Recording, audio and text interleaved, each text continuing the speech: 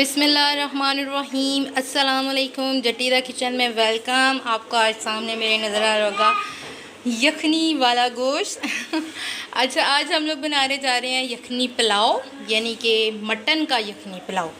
उसके लिए हमें क्या क्या इंग्रेडिएंट्स चाहिए होंगे, चलें मैं आपको बताती हूँ। बहुत ही इजी और आसान रेसिपी है। जल्दी सबसे पहले हम लोग आते हैं यखनी की तरफ। यखनी जो है वो मैंने बना के आपके सामने रखी हुई है। तकरीबन से तकरीबन हाफ़ केजी जो है वो है मेरे पास मटन, और उसको मैंने चावलों के हिसाब से यखनी को तैयार करके रख लिया। ये बाउल में आपके सामने थोड़ी है, ये बस मैंने आपको दिखाने के लिए रखी थी कि गोश्त कितना है और पानी कितना होगा। मेरे पास हैं यहाँ पे चावल 2 गिलास। मैं आपको गिलास भी दिखा देती हूँ। 2 गिलास चावलों में कितना जाएगा यखनी का पानी, यखनी जनी कितनी जाएगी 4 गिलास। पूरा इसलिए जाएगा, वो चावल जूसी और टेस्टी से बनते हैं इसलिए। यखनी मैंने कैसे बनाई थी, ये वीडियो मैंने पहले भी आपको यखनी की बना के दिखाई थी, आप लोग वो भी देख सकते हैं, लेकिन मैं आपको वैसे भी बता देती हूँ। इसमें मैंने डाला है खड़ा गरम मसाला, अजवाइन, पिसा हुआ गरम मसाला, काली मिर्च, अदरक का एक टुकड़ा और साथ हरी मिर्चें, नमक हस्बे जायका। ये डाल के सारी चीज़ें इंग्रेडिएंट्स मैंने यखनी को रेडी कर लिया। टमाटर जो है मैंने इसमें लिए हैं 3 अदद, प्याज बड़े साइज़ के 2 अदद, लेमन हमें चाहिए होंगे 2 अदद, लहसुन और अदरक और हरी मिर्च का मैंने पेस्ट भी बनाया है, और यहाँ पे 3 हरी मिर्चें आपको वैसे भी नज़र आ रही होंगी। मसाले हैं, गरम मसाला हमें भर के चाहिए होगा 1 tablespoon, black pepper 1/2 tablespoon. Already मेरा यखनी के अंदर है तो इस वजह से मैं नमक का इस्तेमाल ज़्यादा नहीं करूँगी, ये 1/2 टेबलस्पून है। थोड़े से पुदीने के पत्ते डिश आउट करने के लिए भी, और पुलाव के अंदर भी जाएंगे।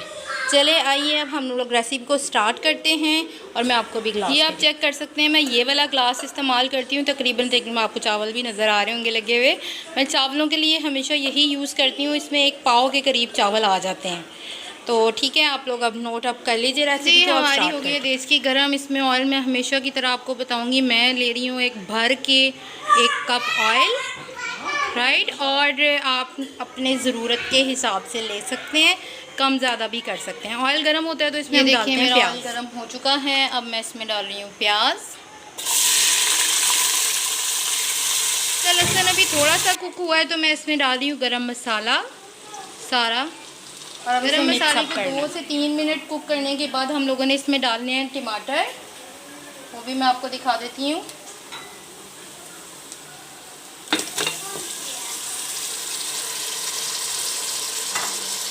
इसमें मैं ऐड कर रही हूँ थोड़ा सा पुदीना और धनिया। भुन गया है, मैं इसमें अब ऐड करूँगी 1 प्याली के करीब यखनी।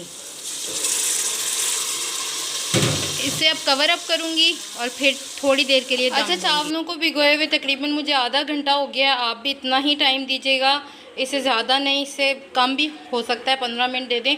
अच्छा, यखनी डालने के लिए मुझे यही ग्लास का इस्तेमाल करना है, इसके अलावा और कोई भी ग्लास यूज़ मत कीजिएगा। मेरा मसाला जो है वो एकजान हो चुका है तकरीबन फ्लेम मैंने इस तरह से इसकी रखी है बिल्कुल कम। मैं इसमें ऐड करूँगी गोश्त, मैं वो भी आपको दिखाती हूँ। ये देखिए मैं गोश्त को भूनते हुए इसके ऊपर डाल रही हूँ ब्लैक पेपर, जो हमने 1/2 टेबलस्पून ली थी, और अब से हम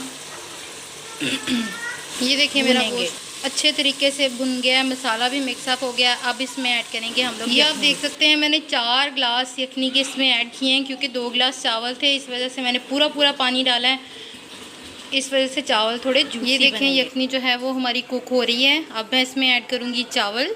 नमक मिर्च मैं इसकी चेक कर चुकी हूँ अपने हिसाब से, आप लोग अपने हिसाब से ज़रूर टेस्ट कीजिएगा चावल डाल। मैं इसमें चावल ऐड कर रही हूँ,